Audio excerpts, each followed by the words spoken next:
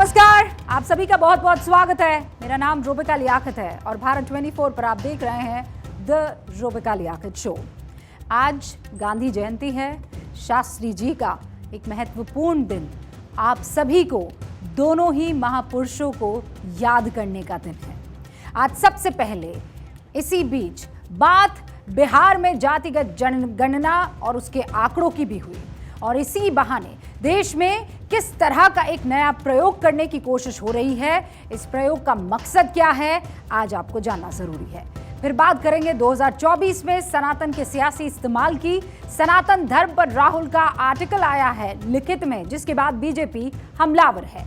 बात होगी उसके बाद विदेश में बैठे भारत के दुश्मनों की।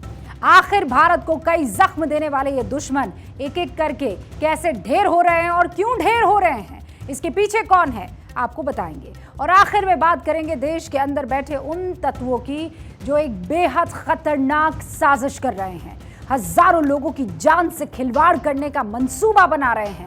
और ये षड्यंत्र है, मंसूबा नहीं। आज जो ये सारी खबरें आपके सामने रख रही हूं, ये डिटेल रिसर्च के साथ आपके सामने रखूंगी। तो शुरू करते हैं द रोबिका लियाकत शो।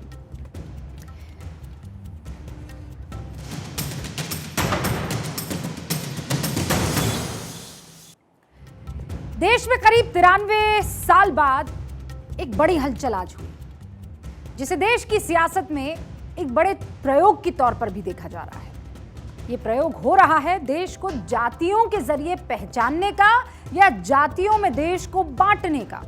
इस पर डिटेल से आज हम बात करने वाले हैं, एक एक पहलू की पड़ताल करने वाले हैं। लेकिन उससे पहले यह जान लीजिए कि आज बिहार में क्या हुआ। आज बिहार सरकार ने जातियों के आधार पर जनसंख्या के आंकड़े सार्वजनिक कर दिए। इसके मुताबिक बिहार में 13 करोड़ की आबादी है, जिसमें अति पिछड़ा वर्ग ओबीसी 27.13%, अत्यंत पिछड़ा वर्ग यानी ईबीसी 36.01%, अनुसूचित जाति यानी शेड्यूल कास्ट 19.65%, अनुसूचित जनजाति यानी शेड्यूल ट्राइब 1.67% और अनारक्षित या फिर जनरल कैटेगरी 15.52%। जो भी रिजल्ट आया है, आप उसके बाद सबकी आर्थिक स्थिति का एक एक परिवार का भी ले लिया गया, तो करके भी सब कुछ उसको भी कर रहा है, सबको जानकारी भी दे देगा और कुल मिला करके कल प्रेजेंट करवा देंगे एक एक जगह। सीधा कल सबके मीटिंग में एक एक बात को रख देगा और उसके बाद सब लोगों का राय लेकर के और सरकार की तरफ से जो जरूरी होगा आगे कदम उठाएंगे। आप उसकी चिंता मत करिए। कम समय में हम लोगों ने जानकारी इकट्ठा भी की है और आज ऐतिहासिक दिन पर जो है ऐतिहासिक काम जो है हम लोगों ने किया है, जारी भी किया है। तो आप देखिएगा कि प्रधानमंत्री जी ने नकार दिया, लोकसभा में नकारा गया, राज्यसभा में नकारा गया, लेकिन जो हम लोगों का कमिटमेंट था ये कराने का, वो हम लोगों ने किया। तो बिहार में जातियों के इन आंकड़ों को INDIA गठबंधन ट्रम्प कार्ड के तौर पर देख रहा है। इसीलिए देश में बिहार जातिगत जनगणना कराने वाला पहला राज्य बन गया है। बिहार सरकार इसे ट्रम्प कार्ड क्यों मान रही है, इसकी पड़ताल करना जरूरी है। एक्चुअली विपक्षी महागठबंधन ये मानकर चल रहा है कि 2024 में तो बीजेपी और पीएम मोदी अगर फ्रंट फुट पर खेलेंगे और किसी तरीके से उनको रोका जा सकता है तो वो है जातिगत जनगणना, एकमात्र रास्ता है। और इसीलिए जातिगत जनगणना के मुद्दे को 90 के दशक के मंडल बनाम कमंडल की राजनीति का दूसरा दौर या दूसरा वर्जन 2.0 आज की तारीख में माना जा रहा है। अब पूरे देश में इसी तरह से जातियों को गिनने की मांग हो रही है।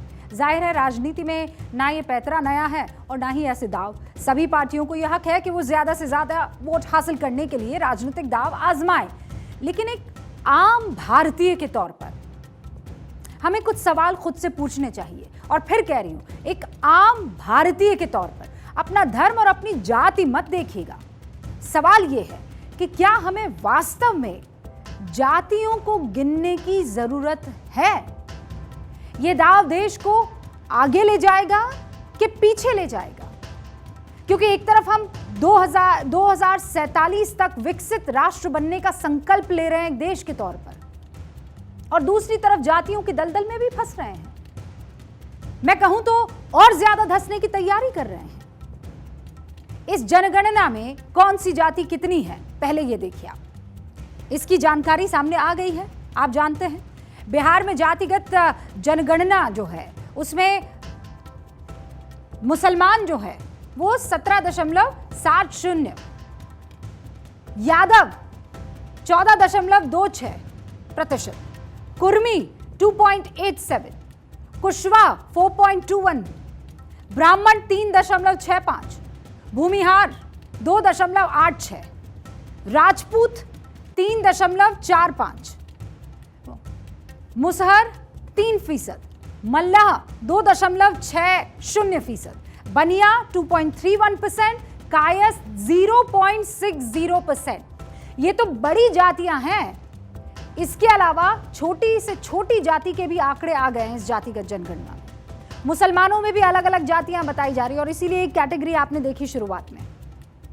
मकसद ये बताया गया कि इससे सरकार को यह पता लगेगा कि किस जाति की क्या आर्थिक स्थिति है, किसको कितनी नौकरी मिलनी चाहिए, किस जाति में कितने लोग पढ़े लिखे हैं, कहां तक पढ़े लिखे हैं।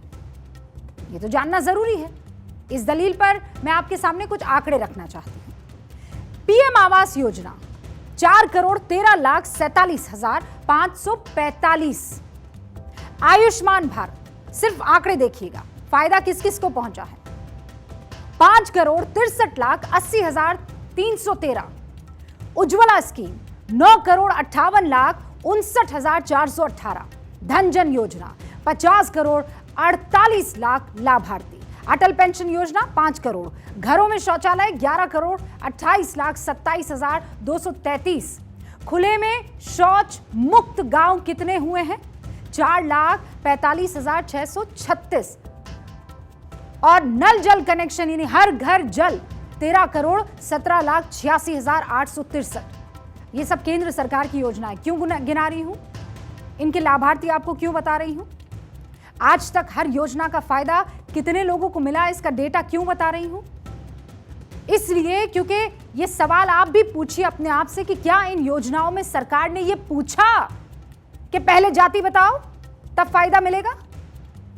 क्या इनका फायदा किसी खास जाति, खास धर्म, खास तबके को दिया गया? नहीं, कतई नहीं। जिस योजना के क्राइटेरिया में जो आ रहा था उन सबको ये फायदा मिलता चला जा रहा था, चाहे वो मल्लाह हो, चाहे वो मुल्ला हो। अगर आप उस क्राइटेरिया में फिट बैठ रहे हैं कि आपको एक लाभार्थी के तौर पर इसका लाभ मिलना चाहिए, तो वो आप तक पहुंची बगैर किसी भी भेदभाव के। उनके पास भी मौका था, वो नहीं कर पाए। ये उनकी नाकामी है। वो तब भी गरीबों की भावनाओं से खेलते थे, आज भी वही खेल खेल रहे हैं। वो तब भी जात पात के नाम पर समाज को बांटते थे, आज भी वही पाप कर रहे हैं। मतलब जब केंद्र की योजनाओं का फायदा बगैर जाति और धर्म को देखे हर जरूरतमंद तक पहुंच सकता है, तो फिर बिहार जैसे राज्य के विकास के लिए जाति की जनगणना या जातियां गिनना क्यों जरूरी है? अगर जातियों को गिनना इतना ही जरूरी है तो जब से देश आजाद हुआ तब से ही जातियों को क्यों नहीं गिना गया? भारत में 1872 में जब पहली जनगणना हुई तब जातियों को पहली बार गिना गया। तब से लेकर 1931 तक लगातार जातियों के हिसाब से लोगों की गणना होती रही। यह अंग्रेजों की व्यवस्था थी और इसीलिए कांग्रेस इसे अंग्रेजों की समाज को बांटने की साजिश बताती रही थी। और जब देश आजाद हुआ था ना, तब की भारत सरकार ने यह फैसला किया था कि जनगणना तो होगी लेकिन जातियों के हिसाब से नहीं होगी। संविधान सभा में इस पर खूब चर्चा हुई थी और तब पीएम नेहरू, सरदार पटेल, डॉक्टर अंबेडकर, मौलाना आजाद जैसे नेताओं ने जातिगत जनगणना का विरोध किया था और जमकर विरोध किया था। और मेरे पास वो जो भाषण दिया गया था उसकी एक कॉपी है।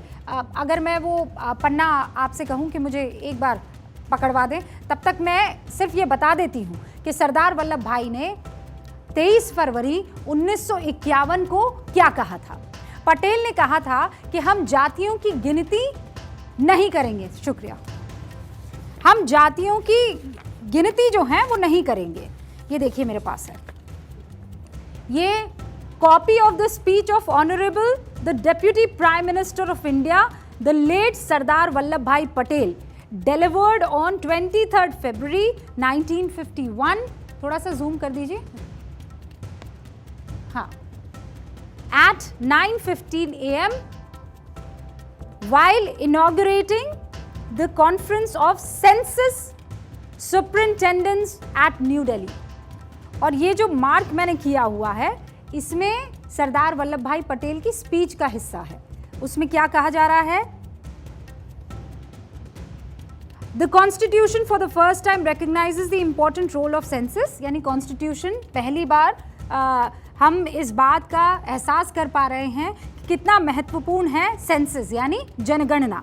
फिर मैं बीच की 2 लाइन छोड़ी हूं पर आपके लिए अंग्रेजी में पढ़ लेती हूँ। It has been specifically provided that the data collected at successive censuses should form the basis of the delimitation of territorial constituencies, यानी जो कॉन्स्टिट्यूएंसीज हैं वो बाकायदा इस बात पर आधारित होनी चाहिए कि कितनी जनसंख्या के आधार पर डीलिमिटेशन होना चाहिए। लेकिन यहाँ से आप देखिए, there is also another departure from past practice, यानी जो पूर्व की हमारी प्रैक्टिसेस थी जिस पर हम काम किया करते थे उससे हम थोड़ा दूर की तरफ जा रहे हैं, यानी उससे हट रहे हैं। पहले there used to be elaborate caste tables which were required in India partly to satisfy the theory that it was a caste ridden country, यानी पहले जातीय जनगणना जो है वो बहुत व्यापक रूप से की जाती थी। क्यों? क्योंकि करवाने वाले जातीय जनगणना इस आइडिया के थे कि ये पूरे का पूरा जो देश है वो इसी आधार पर चलता है, यानी कास्ट के बेसिस पर ही चलता है। Partly to meet the need of administrative measures dependent on the caste division. In the forthcoming census, there will no longer be a prominent feature, and we can devote our energies and attention to the collection and formulation of basic economic data relating to the means of livelihood of people and other economic activities of the individual state. और important बात देखिए, मैं in the forthcoming census there will no longer be a prominent feature, यानी अब जब हम जो census करेंगे उसमें बाकायदा किसी तरह की व्यापक जातीय जनगणना नहीं होगी। हम जातियों की गिनती नहीं करेंगे, भविष्य में कभी जातिगत जनगणना नहीं होगी। मतलब जब देश आज़ादी के बाद अपने बारे में फैसला खुद करने लगा तब जाति का कॉलम ही हटा दिया गया। नेहरू ने 1961 में इसके खिलाफ तमाम सीएम को लेटर भी लिखे। आज़ादी से इंदिरा, राजीव, नरसिम्हा राव की सरकार तक का स्टैंड यही रहा, लेकिन अब कांग्रेस अलग स्टैंड ले रही है। राहुल गांधी लगातार जातिगत जनगणना की मांग कर रहे हैं। इसीलिए आज राहुल गांधी ने ट्वीट किया क्या कि बिहार की जातिगत जनगणना ने साबित कर दिया है कि राज्य में 84% लोग ओबीसी, अनुसूचित जाति और अनुसूचित जनजाति के हैं और उनकी हिस्सेदारी उनकी आबादी के हिसाब से होनी चाहिए। केंद्र सरकार ने 90 सचिवों में से केवल 3 ओबीसी हैं, जो भारत के बजट का सिर्फ 5% संभालते हैं। इसीलिए भारत के जातिगत आंकड़े जानना महत्वपूर्ण है। आज कांग्रेस इसका क्रेडिट भी ले रही है, केंद्र सरकार पर आरोप भी लगा रही है कि वहां ओबीसी सचिव नहीं है। लेकिन 2014 तक कांग्रेस जब तक केंद्र की सत्ता में रही तब तक ओबीसी अफसरों की क्या हालत थी, ये शरद यादव के बयान से आप समझिए। और ये बयान की कॉपी भी मेरे पास है।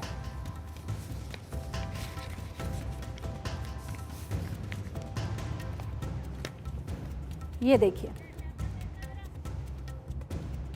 Shri Francisco Cosma in the chair, वो उस वक्त चेयर में थी। श्री शरद यादव क्या कह रहे हैं? महोदय, डीओपीटी से फिर एक आंकड़ा आया है about reservation for OBC as on 1/1/2006। किसकी सरकार थी उस वक्त? भाई इधर है, किसकी सरकार थी? यूपीए की। उसमें क्या लिखा हुआ है कि मुख्य यानी खास मिनिस्ट्रियों में इनका क्या आंकड़ा है, ये डीओपीटी ने बताया है। राष्ट्रपति भवन में ग्रुप ए की सर्विस में टोटल ऑफिसर 22 है, ओबीसी 0। ध्यान से पढ़िएगा, ओबीसी 0 है। पीएम ऑफिस में ऑफिसर 24 हैं, ओबीसी कितने हैं? 0 हैं। इलेक्शन कमीशन में 36 ऑफिसर हैं, ओबीसी कितने हैं? 0 है। कोल मिनिस्ट्री में 30 ऑफिसर हैं, ओबीसी कितने हैं? 0 है। ये कौन कह रहे हैं? शरद यादव कह रहे हैं। आगे आप बढ़िए। पार्लियामेंट्री अफेयर मिनिस्ट्री में ओबीसी कितने हैं? 0 है। यानी मैं आपसे कहूं कि हिंदुस्तान में इन 20 ministries and 18 departments of ministries में not a single OBC in group A category. मैं ये आंकड़े टेबल पर दे दूंगा जिससे ये आंकड़े सरकार देख ले। ये शरद यादव, ये बहस नियम 193 के तहत हुई थी, तब शरद यादव ने ये बयान दिया था। और इस बयान से समझिए 6 मई 2010 को संसद में उन्होंने ये कहा था। ओबीसी आरक्षण पर डीओपीटी का एक बार फिर आंकड़ा आया है। 1 जनवरी 2006 बताया गया है कि मुख्य मंत्रालयों में इसका क्या आंकड़ा है। ये डीओपीटी ने बताया कि राष्ट्रपति भवन में ग्रुप ए के सर्विस में कुल 22 अफसर हैं, ओबीसी 0। पीएम ऑफिस में 24 अफसर हैं, ओबीसी 0। चुनाव आयोग में 36 ऑफिसर हैं, ओबीसी 0। कोयला मंत्रालय में 30 ऑफिसर हैं, ओबीसी 0। हिंदुस्तान में इन 20 मंत्रालयों 18 विभागों में एक भी ओबीसी ऑफिसर नहीं है। मतलब आज राहुल जी जो बात मोदी सरकार के बारे में कह रहे हैं, कल तक यही बात उनकी सरकार के बारे में कही जा रही थी। आज प्रधानमंत्री मोदी जब ग्वालियर में एक रैली कर रहे थे तो उन्होंने कांग्रेस पर देश को जात पात में बांटने का आरोप लगाया। कांग्रेस की सरकार ने 2011 में कई दलों के दबाव में आजादी के बाद पहली बार जातियों की गिनती कराई थी, लेकिन उनकी सरकार ने इसके आंकड़े कभी सार्वजनिक नहीं किए। दरअसल जब से देश में बीजेपी उभरी, सनातन और भारतीय संस्कृति देश की राजनीति के केंद्र बिंदु बन गए। देश में जातियों की राजनीति बढ़ भी गई। धर्म का मुकाबला जातियों से करने का प्रयोग तो होना ही है भाई शुरू। पिछड़ा वर्ग सबसे बड़ा ब्लॉक है, इसलिए सबसे ज्यादा इसी वर्ग को साधने की कोशिश हुई। कई राज्यों में एक जाति या कुछ जातियों के समूह को मिलाकर पार्टियां भी बनी और कुछ जगह यह प्रयोग कामयाब भी हुआ। ये पार्टियां जिस तरह जाति की राजनीति करती हैं, उसी तरह परिवारवाद की भी राजनीति करती हैं।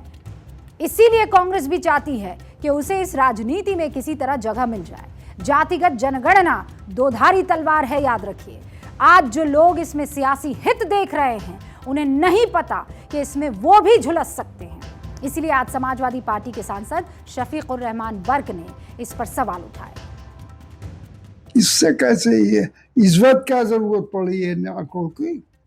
भाई ये तो इलेक्शन दिखाई दे रहा है उनको सन 24 का, उस इलेक्शन की वजह से सारी ये धंधे कर रहे हैं, तो इससे काम चलेगा नहीं।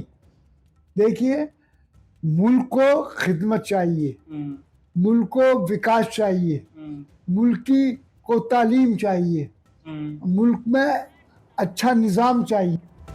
शफीकुर रहमान बर्क साहब की बातों से मैं ज़्यादातर अग्री नहीं करती।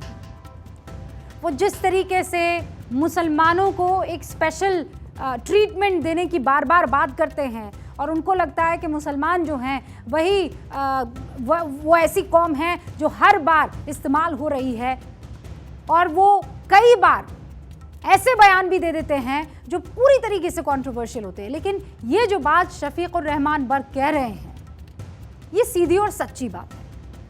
मतलब खुद विपक्ष के कई नेता मान रहे हैं कि जातिगत जनगणना का मकसद केवल सियासी है। कई लोगों की चिंता है कि जाति जो गणना हो रही है वो भारत के लिए विस्फोट से कम नहीं है। भले ही जातिगत गणना का समर्थन करने वाले इसके तमाम फायदे गिना रहे हों, लेकिन इसके पीछे सत्ता हथियाने की नीयत ज्यादा है। 2024 का चुनाव जैसे जैसे करीब आ रहा है, वैसे वैसे विपक्षी गठबंधन के तमाम दल अपने अपने तरीके से वोटर्स को अपने पाले में करने की कोशिश में जुट रहे हैं।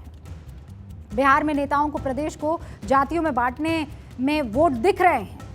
सरदार पटेल जैसे नेताओं की बात उन्होंने दरकिनार कर दी और जातियों के आंकड़े जारी कर दिए। इन आंकड़ों से फायदा या नुकसान किसे होगा, ये बाद की बात है, लेकिन इन आंकड़ों से एक नई बहस छिड़ने का डर है और वो बहस होगी आरक्षण बढ़ाने या मौजूदा आरक्षण में बदलाव की बहस।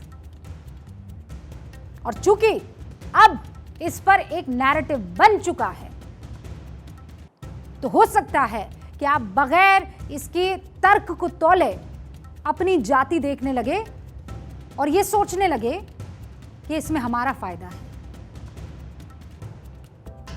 इसीलिए हम बार बार ये कहते हैं, और बहुत से ऐसे जानकार हैं जो कह रहे हैं कि आप जाति मत देखिए, ये देखिए कि सामने वाले के बर्तन में खाना कितना है, जिंदगी में आगे बढ़ने का पैसा कितना है।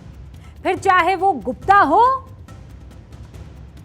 कि श्रीवास्तव हो कि तिवारी हो कि शर्मा हो कि खान हो। ये बहुत जरूरी बात है। अब आगे बढ़ते हैं।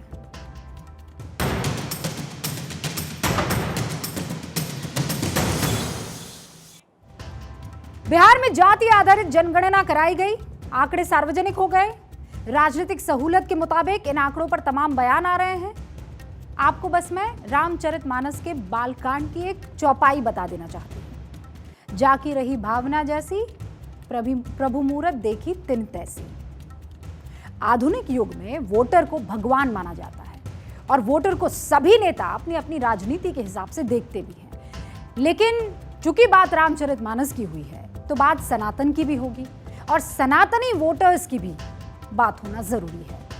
जब नेता जातियों की बात करेंगे, धर्म की बात करेंगे, तो कुछ सवालों के जवाब तो देने ही होंगे और देने के लिए तैयार भी रहना होगा। बातों को ज्यादा घुमाए बगैर मुद्दे की तरफ चलना होगा। हिंदुओं पर आ रहे बयानों को कुछ तथ्य और कुछ आंकड़ों के आधार पर तोलते हैं हम। ताजा बयान आया राहुल गांधी की तरफ से। राहुल गांधी ने क्या कहा? उन्होंने ट्विटर पर लिखा, सत्यम शिवम सुंदरम। एक हिंदू अपने अस्तित्व में समस्त चराचर को करुणा और गरिमा के साथ उदारता पूर्वक आत्मसात करता है, क्योंकि वो जानता है कि जीवन रूपी इस महासागर में हम सब डूब उतर रहे हैं।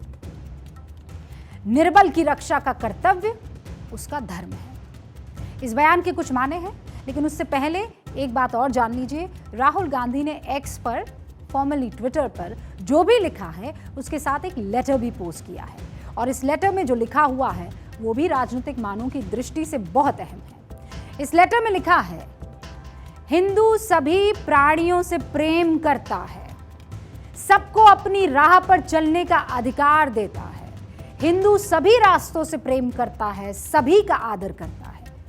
अब ये जो पंक्ति है, जो लाइन लिखी गई है, इसके अर्थ को समझने की कोशिश कीजिएगा। इसमें क्या लिखा है? इसमें हिंदू को क्या बताया गया है? इसमें क्या बनाया गया है? हिंदू यानी सभी से प्रेम करने वाला, हिंदू यानी सभी की बात का सम्मान करने वाला, हिंदू यानी सभी के बयानों को माफ करने वाला। मोटा मोटी मेरी समझ यही कह रही है कि इन लाइनों को कहने की जरूरत पड़ी INDIA गठबंधन यानी विपक्ष के गठबंधन के सिलसिलेवार बयानों का बचाव करने के लिए। कुछ बयानों का जिक्र करना यहां जरूरी है और फिर राहुल गांधी के बयान को भी तौलेंगे। शुरुआत दक्षिण भारत से करती हूं, जूनियर स्टालिन के बयान से। उदयनिधि स्टालिन ने कुछ दिन पहले क्या कहा था? क्या कह रहे थे? कि सनातन धर्म सामाजिक न्याय के खिलाफ है, डेंगू मलेरिया जैसा धर्म है। सुन लीजिए। கொசு, டெங்கு காய்ச்சல், மலேரியா, கொரோனா இதையெல்லாம் நம்ம எதிர்க்க கூடாது, ஒழித்து கட்ட வேண்டும். அப்படிதான் இந்த சனாதனம். अब देखिए, उदयनिधि स्टालिन, हम लोग पढ़े लिखे हैं, मॉडर्न जमाने से ताल्लुक रखते हैं, हम ये भी मानते हैं कि भाई नास्तिक लोग होते हैं।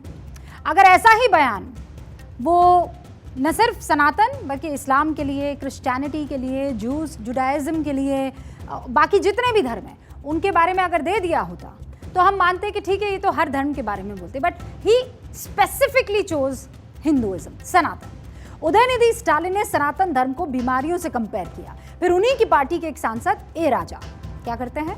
आते हैं, बयान देते हैं। बयान क्या देते हैं? सनातन धर्म को HIV जैसी गंभीर बीमारी बताते हैं। ये तक कह देते हैं कि उदयनिधि ने तो सनातन का अपमान कम ही किया था। உதயநிதி ஸ்டாலின் அவர்கள் மென்மையாகத்தான் சொன்னார். மலேரியா போல டெங்கு போல ஒழிக்க வேண்டும் என்று. மலேரியாவுக்கும் டெங்குக்கும் சோசியல் ஸ்டிக்மா இல்ல, அதை ஒரு அருவருப்பா சமூகம் பார்க்காது. அருவருவாக பார்க்கிற ஒரு சனாதனத்தை சொல்லணும்னா முறைப்படி ஒரு காலத்துல தொழுநோய் இருந்தது, இப்ப HIV இருந்தது. எங்களை பொறுத்தவரை HIV தொழுநோயை போல HIV போல சமூக அவலம் நிறைந்த ஒரு நோயாகத்தான் நம்ம பார்க்கணும். ஒன்று. இன்னொன்னு சனாதர்மத்தை கடைபிடிங்கன்னு பிரதமர் சொல்றாரு.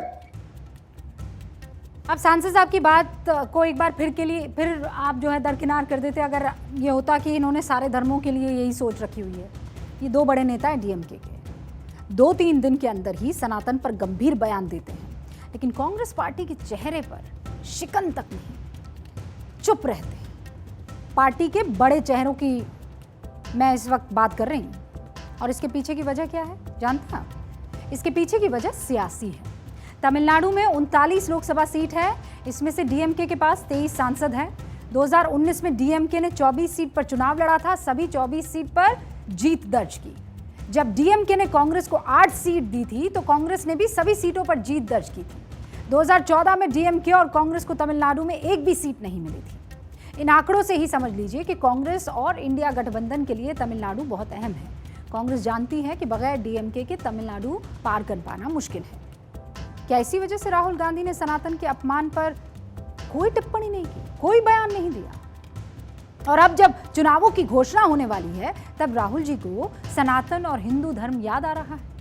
हिंदू धर्म में सब कुछ भुला देने और माफ कर देने वाली क्वालिटीज दिखाई दे रही है।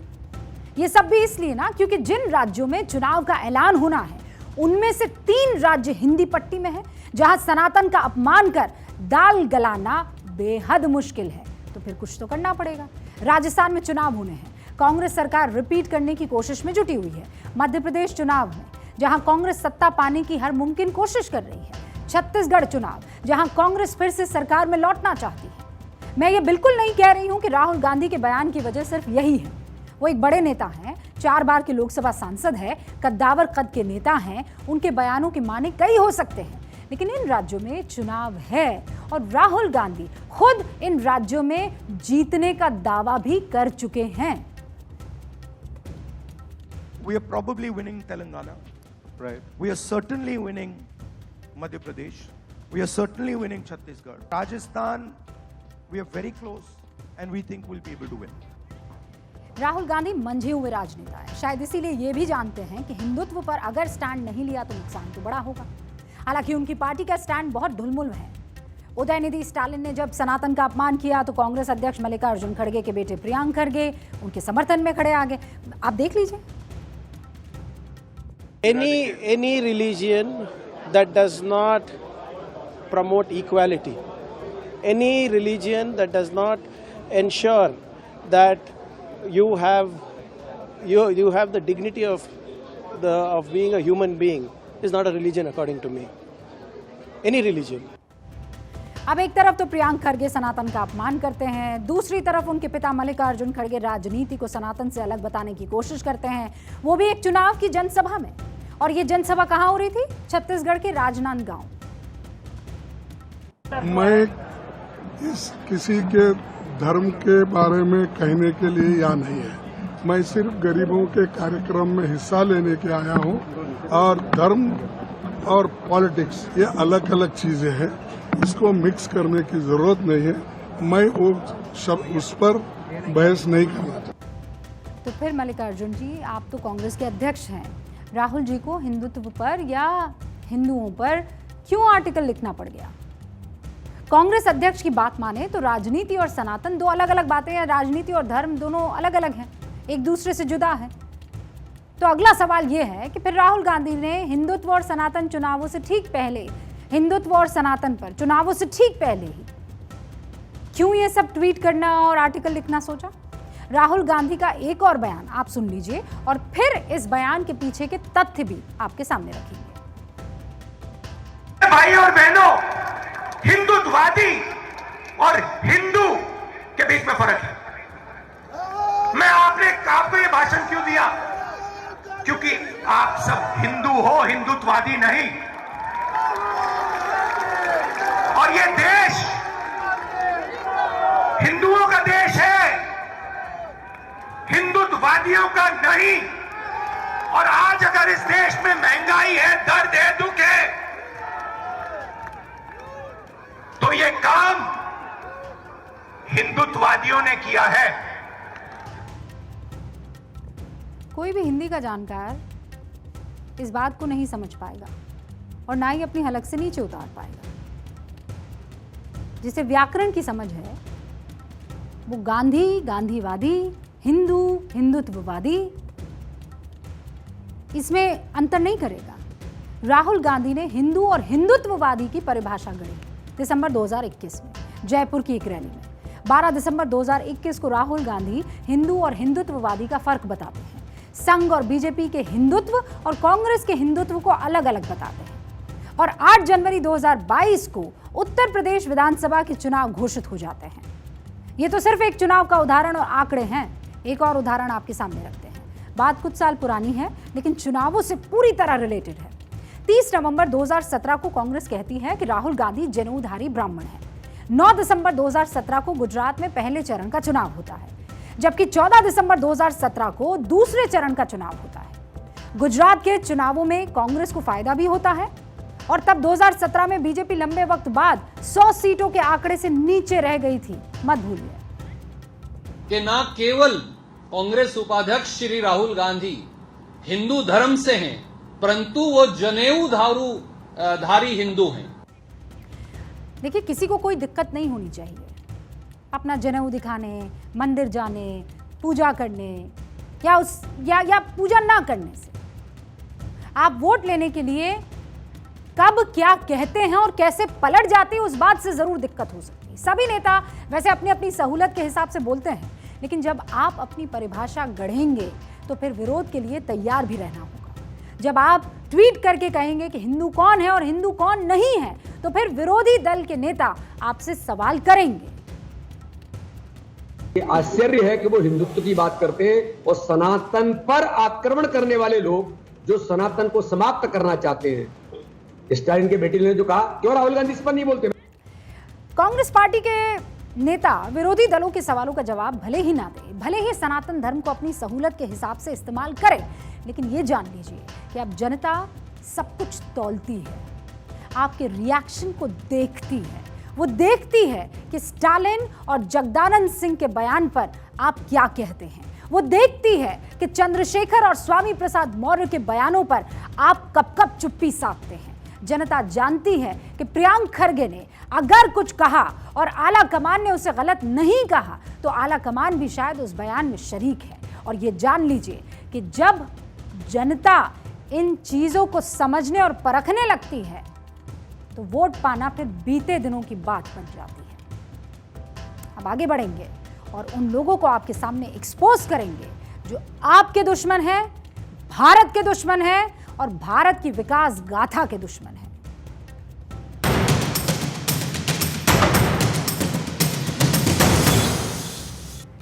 भारत के बाहर से भारत के खिलाफ साजिश रचने वाले एक एक करके खत्म हो रहे हैं, ये आप जानते हैं। लेकिन भारत में कुछ ऐसे हैं जो अपने देश को खत्म करने पर लगे हुए हैं, देश के खिलाफ ही साजिश कर रहे हैं। और ये साजिश सैकड़ों लोगों की जान लेने वाली साजिश है। ये साजिश करने वाले वो हैं जो भारत की तरक्की से चिढ़ते हैं और भारत की तरक्की से ज्यादा इस सरकार की तरफ से की जा रही तरक्की से चिढ़ते हैं, भारत की बढ़ती रफ्तार से चिढ़ते हैं।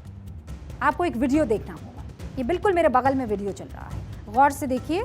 आपको ट्रेन की पटरी नजर आ रही है, जिस ट्रैक से पत्थर हटाए जा रहे हैं ये ट्रैक है मेरे ही शहर उदयपुर का।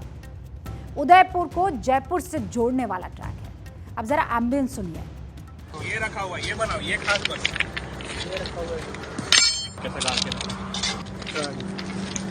हटा दिए, ये कैसा गाड़ा हुआ है? ये तो बहुत खतरनाक है यार। इधर ये बनाओ खास। इस वीडियो में जो लोग दिख रहे हैं वो वंदे भारत एक्सप्रेस की टीम है। इस टीम की सूझबूझ से एक बहुत बड़ा हादसा टल गया। तेज रफ्तार से जा रही है आपकी ट्रेन और कुछ खटकता है, कुछ अटकता है ट्रैक पर, तो क्या होगा आप समझ रहे हैं ना। इस वीडियो में साफ साफ दिख रहा है कि रेलवे ट्रैक पर पत्थर रखे गए हैं, ट्रैक के बीचों बीच लोहे के सरिये लगाए गए हैं और इन सरियों में भी पत्थर लगाए गए हैं। ये पूरी साजिश वंदे भारत एक्सप्रेस को डीरेल करने के लिए की गई और ये घटना आज सुबह 10 बजे की है। ये वंदे भारत ट्रेन उदयपुर से सुबह 7:50 पर रवाना हुई थी, जिसे 2:05 पर जयपुर पहुंचना था। वंदे भारत ट्रेन नए भारत को नई रफ्तार देने वाली ट्रेन है। हाल ही में उदयपुर को जयपुर से जोड़ने वाली वंदे भारत एक्सप्रेस शुरू हुई है और इसी ट्रेन के खिलाफ साजिश। चित्तौड़गढ़ में गंगरार और सोनियाना के बीच जब ट्रेन पहुंची तो स्टाफ को ट्रैक पर कुछ रखा होने की जानकारी मिली। गनीमत यह थी कि वक्त रहते सूचना मिली, वरना सैकड़ों लोगों को ट्रेन हादसे का शिकार बना देती ये साजिश। 24 सितंबर को उदयपुर जयपुर वंदे भारत ट्रेन की शुरुआत हुई थी। पीएम मोदी ने वीडियो कॉन्फ्रेंसिंग के जरिए इस ट्रेन को हरी झंडी भी दिखाई थी। वंदे भारत ट्रेन प्रधानमंत्री का सपना है। देश को नई रफ्तार देने के लिए पीएम ने 15 फरवरी 2019 को देश में पहली वंदे भारत ट्रेन को हरी झंडी दिखाई थी, जो देश को ऑलवेज फर्स्ट रखने की भावना से शुरू हुई थी। देश के विकास के दुश्मनों को ये तस्वीर शायद रास नहीं आई। एक तरफ देश के प्रधानमंत्री विकास को रफ्तार दे रहे हैं, दूसरी तरफ लोगों की जान लेकर ये साजिश करता ये देश के दुश्मन देश को पीछे धकेलना चाहते हैं, बदनाम करने का षड्यंत्र रच रहे हैं। अब आप इसके टाइम और लोकेशन पर गौर कीजिएगा। ये वीडियो राजस्थान के चित्तौड़गढ़ का है और समय सुबह 10 बजे। आज राजस्थान के चित्तौड़गढ़ में ही प्रधानमंत्री मोदी की रैली थी और उसका समय क्या था? 11 बजे का करीब। मतलब पीएम की रैली वाली जगह से इसकी दूरी जो कि महज 30 से 40 किलोमीटर है, समय 1 घंटे का ही फर्क। लोको पायलट अगर टाइम पर एक्टिव नहीं होते तो कितना बड़ा हादसा हो सकता है। देश के प्रधानमंत्री को और वंदे भारत ट्रेन को पीछे खींचने की ये कोशिश नहीं है। ये कैसी नफरती मानसिकता है जो अपने ही लोगों से दुश्मनी करने पर आपको उतारू कर रही है, जो लगातार विकास को निशाना बना रही है। वंदे भारत ट्रेन देश को एक नई रफ्तार देने के लिए शुरू की गई और अक्सर खबर में क्या आया? वंदे भारत ट्रेन कहीं से गुजर रही थी, कुछ लोगों ने पथराव कर दिया। 2019 से 2023 जून तक वंदे भारत पर पथराव की कितनी घटनाएं मुझे बताइए? 283। भारतीय रेलवे ने 151 लोगों को अरेस्ट किया। इस पत्थरबाजी की घटना में रेलवे को करीब 55,60,000 का नुकसान हुआ। कैसे लोग हैं जिनसे अपने ही देश की तरक्की नहीं देखी जाती? एक तरफ हमारे इंजीनियर्स हैं, नई नई टेक्निक पर काम कर रहे हैं ताकि हम और आप आगे बढ़ सके। हमारा वक्त जो ट्रेनों में सफ़र करके बर्बाद हो जाता है लंबा समय, उसे कम करने की कोशिश की जा रही है। हमारे वैज्ञानिक हैं जिनके प्रयास से आज हम चांद पर पहुंच रहे हैं, और दूसरी तरफ ये तुच्छ मानसिकता के लोग जिनसे भारत की तरक्की नहीं देखी जा रही। अभी 1 हफ्ते पहले खबर सुर्खियों में आई थी। पश्चिम बंगाल के मालदा जिले में रहने वाले 12 साल के बच्चे ने ट्रेन की टूटी हुई पटरी को देखा और फौरन अपनी लाल रंग की टी-शर्ट निकाली और लहराने लगा। मुरसलीन शेख उस बच्चे का नाम। लोको पायलट ने खतरे का संकेत जता रहे मुरसलीन शेख को देखा, इशारे को भाप गया और सही समय पर ट्रेन को रोक दिया गया। इमरजेंसी ब्रेक लगा दी है। इस मासूम बच्चे से सीख लें। मुरसलीन शेख ने अपने आप को रिस्क पर रखते हुए अपनी शर्ट उतारी, अपनी टी-शर्ट उतारी, क्योंकि उस वक्त लाल रंग की मुरसलीन ने टी-शर्ट पहनी हुई थी। मतलब मुरसलीन शेख की बहादुरी ने सैकड़ों लोगों की जान बचा ली और बाद में रेलवे के अधिकारियों ने मुरसलीन की बहादुरी के लिए उसे सम्मानित भी किया। देश में नफरत की आग फैलाने वालों के लिए ये थप्पड़ है उनके गाल पर। यह खबर जाननी बेहद जरूरी है। हमारे देश में मुरसलीन शेख जैसे बहादुर बच्चे हैं जो एक भी शख्स की जान ना जाए अपनी जान दांव पर लगा दी। ये वो कहानी है जो असल में वंदे भारत करती है, और दूसरी तरफ ये देश के दुश्मन अपने ही लोगों के दुश्मन हैं जो कभी सरिया तो कभी पत्थर तो न जाने ट्रैक पर क्या क्या बिछाते हैं ताकि हिंदुस्तान के विकास की ये कहानी ट्रैक से उतर जाए। लेकिन ऐसा होगा नहीं, क्योंकि करोड़ों करोड़ों हिंदुस्तानियों की दुआएं हैं विकास की इस गाथा के साथ। द रूबिका लियाकत शो में मुझे इजाजत दीजिए। आप भारत 24 देखते रहिए।